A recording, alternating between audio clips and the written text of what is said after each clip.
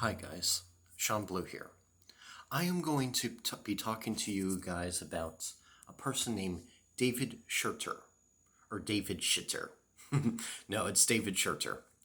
Um, for those who don't know who David Shurter is, David Shurter wrote a book called Rabbit Hole, a satanic ritual abuse survivor's story. Or, sorry, a satanic ritual abuse survivor's story. It talks about his own personal life. It talks about David's own personal life as a kid, growing up back in the 70s and 80s, and how he was a part of a satanic family where his father was kind of like a black priest and he would abuse his kids, David and his siblings.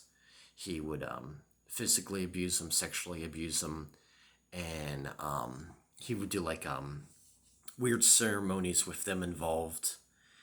And so David's father and David's stepmom were very abusive, and they were part of this big cult, this big devil worshipping cult, where they had like parties and apparently they murdered a guy in like the basement back in like 79, I believe. Yeah, 79, when David was just a kid.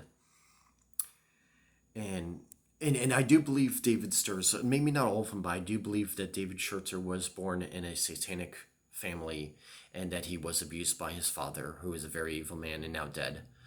And but David Schurter, he's such a difficult person to get along with, because I actually got his book, Rabbit Hole, a Satanic Ritual Abuse Survivor's Story.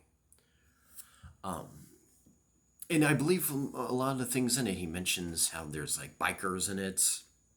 He said that there was this one Hell's Angel that's a part of the group that abused his older brother. All kinds of weirdos and freaks part of this group. But David is just a very difficult person to get along with.